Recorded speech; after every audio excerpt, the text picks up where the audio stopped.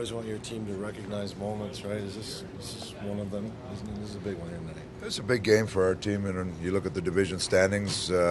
Last game of a road trip for us. With getting 3 out of 4 points so far on the road trip, you come in here and you get a win. It would be that's a big test for us.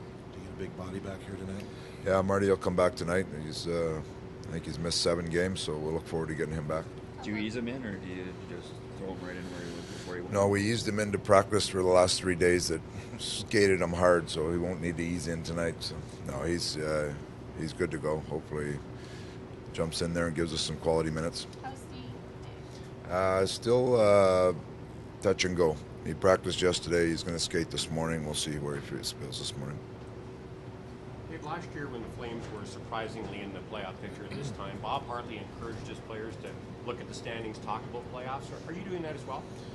Well, every day you talk about where you are and what you got to do, and our biggest thing this year is, as an organization, we had to grow. We had to put young players in positions where could help our team grow, and every time you can put them in those situations where they recognize what's going on, like tonight's game, you recognize the impact it has and within our division. Those are all positive things for young players to get up in the morning and they look at the standings and say, okay, this is a big game for us. So we're really into the teaching, trying to give players experiences that way, and today's a good example of that. Dave, what's been the secret, if that's the right word, to the longevity, would you say, of Shane Doan? He has fun playing. He's got a passion to play. You see him right now. He's laughing out there. He's having fun, and puck's finding him right now, which is it's been positive. But he loves coming to the rink every day. I think the young players we've injected into our team has made a lot of our veteran players feel good about playing. So it's been a good year for him so far. Toby's already surpassed what he accomplished last season point-wise. That's probably not a surprise, but how does his game continue to evolve in only his second year? Yeah, he's a good player. He's a good all-round player. Like he plays in all situations for us.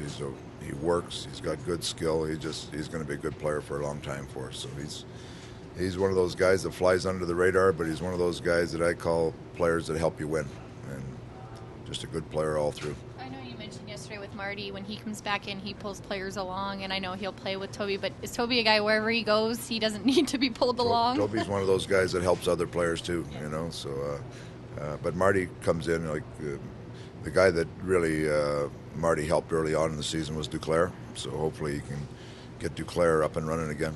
I know earlier in the week you talked about Dylan Strome and the experience that he had in Finland, but a couple other guys actually walked away with medals on the American team. Did you watch any, Yeah, I did. And Ryan? They both played fairly well. Yeah, I mean, Dvorak had a little bigger role, I think, than Ryan did, but both played very well. And all our prospects over there, talked to Don Maloney this morning, who was over there, and said there was very positive on all our guys. So that's a good sign.